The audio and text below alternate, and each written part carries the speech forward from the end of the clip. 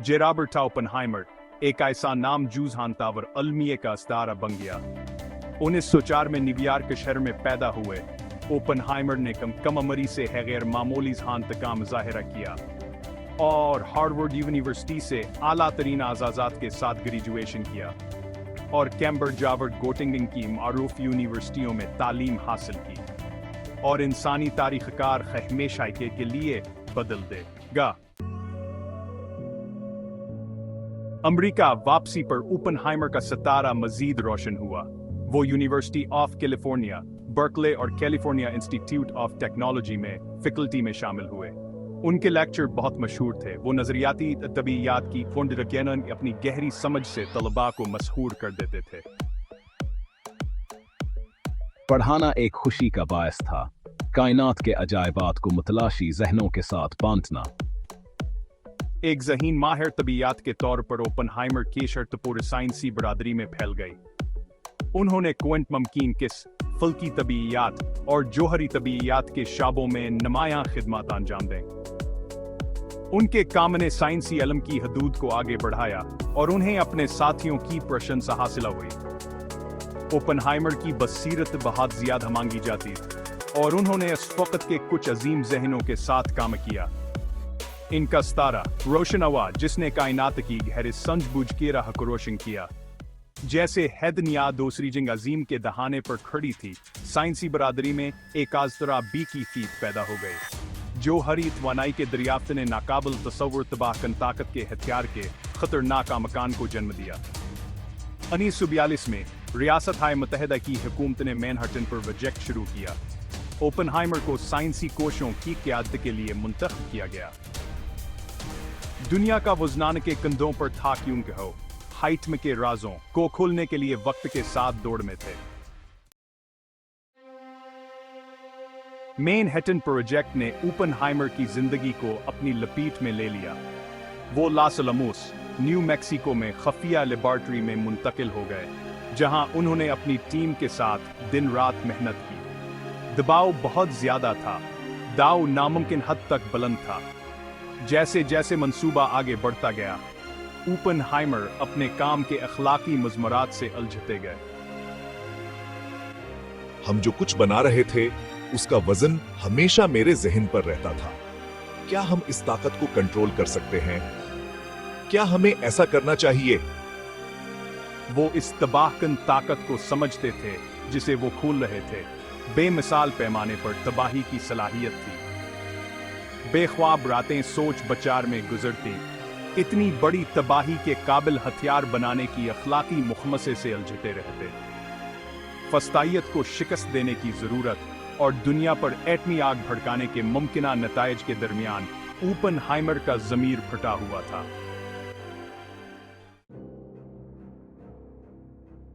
Section 5 फतह और दहशत, एटमी दौर का आगाज। 16 जुलाई 1945 को दुनिया ने अपना सांस रोक लिया जब न्यू मैक्सिको के सहरा में पहला एटमी बम फोड़ा गया। ट्रिनिटी टेस्ट, जैसा कि इसे कहा जाता था, रोशनी और हरारत की एक चकाचौंध थी, कुछ ही ताकत का एक खौफनाक मुजाहिरा था। ओपनहाइमर बरसों की मेहनत के नतीजे को देखकर धमाके की जबरदस्त ताकत से दंग रह गए। इस लम्हे उन्होंने वो अल्फाज कहे जो हमेशा के लिए तारीख में रकम हो जाएंगे, अब मैं मौत बन गया हूं, दुनियाओं का तबाह करने वाला। दुनिया ने एटमी दौर में कदम रख दिया था जो ओपनहाइमर की बनाई हुई हथियार ने हमेशा के लिए बदल दिया था। बम की तख्लीक साइंस की एक फत थी, लेकिन ये एक खौफनाक कीमत पर आई जिसने ओपनहाइमर की जिंदगी और वर्से पर एक लंबा साया डाल दिया। सेक्शन 6 एक नई दुनिया, बम का वर्षा। ट्रिनिटी टेस्ट के चंद हफ्तों बाद रियासत मुत्तहिदा ने जापानी शहरों हिरोशिमा और नागासाकी पर एटमी बम गिराए। तबाही नाकाबिल तसव्वुर थी, जानी नुकसान बहुत ज्यादा था। दुनिया एटमी जंग के मजालिम से हल गई।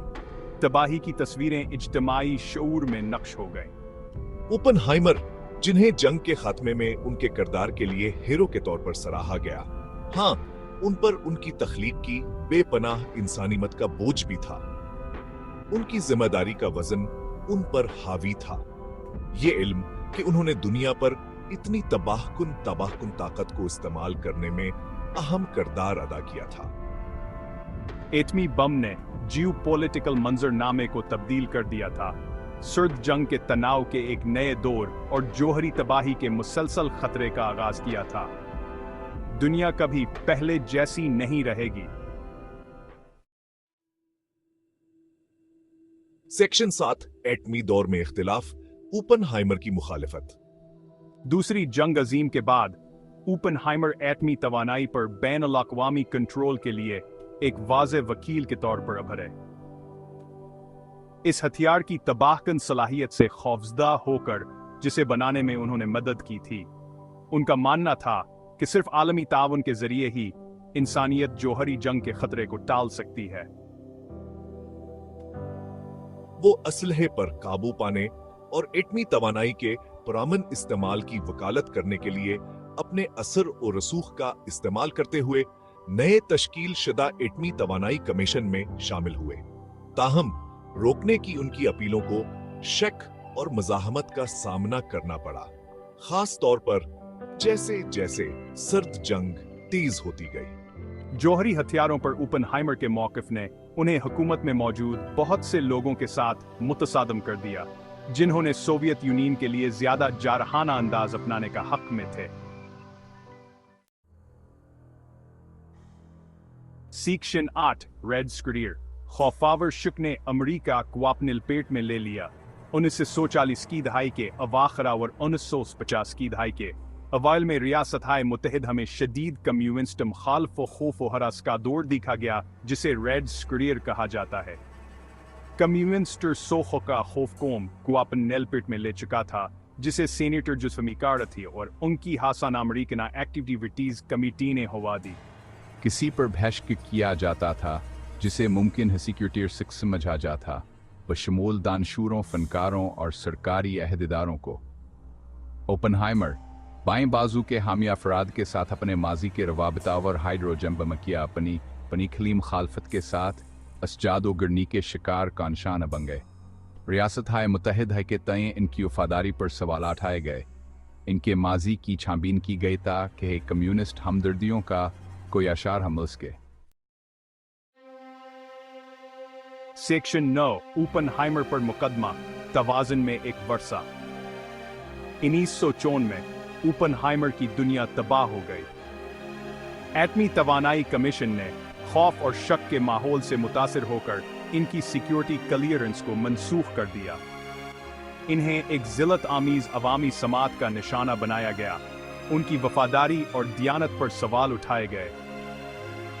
जंग की कोशिशों में मेरे ताउन और साइंसी तरक्की की अहमियत पर मेरे गैर मुतजलजल यकीन के बावजूद मुझे सिक्योरिटी रस्क करार दिया गया। समात इंसाफ का मजाक थी, खौफ और परेशानी की ताकत का सबूत थी कि वो ज़हीन तरीन दिमागों को भी तबाह कर सकती है। मेरी साख खराब हुई। सरकारी मुलाजमत में मेरा कैरियर मुअस्सर तरीके से खत्म हो गया। सेक्शन 10 जलावतनी और माफी जमीर की कीमत। अपनी सिक्योरिटी क्लियरेंस से महरूम ओपनहाइमर अवामी जिंदगी से पीछे हट गए। इन्होंने लेक्चर और लिखना जारी रखा, लेकिन सिक्योरिटी समात का साया बहुत बड़ा था। जाती और पेशावराना नाकामियों के बावजूद जो मैंने बर्दाश्त किए, मैंने कभी अपने अकायद को तर्क नहीं किया और ना ही हाइड्रोजन बम की अपनी मुखालिफत पर अफसोस का इजहार किया। मैंने बैनुल-अक़वामी ताउन और एटमी तवानाई के पुरअमन इस्तेमाल की वकालत जारी रखी। मेरी आवाज एक ऐसी दुनिया में अक्ल की आवाज थी जो जौहरी तबाही के दहाने पर खड़ी थी। आने वाले सालों में बहुत से लोगों ने ओपनहाइमर के साथ होने वाली ज्यादती को तस्लीम किया। उन्हें 1963 में सदर जॉन एफ कैनेडी ने एनरिको फर्मी अवार्ड से नवाजा, जो माफी का एक इलामती इशारा था, हालांकि उनकी सिक्योरिटी क्लियरेंस कभी बहाल नहीं हुई।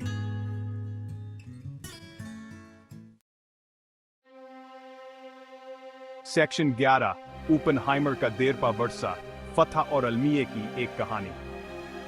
जे रॉबर्ट ओपनहाइमर की जिंदगी फतह और अलमिये की एक कहानी थी, इंसानी जहानत की ताकत और बेलगाम अमंगों के तबाहकुन नतायज का सबूत थी। उनका वर्सा एक पेचीदा है, जहानत, गरूर और आखिरकार मुआफी का मरकब है।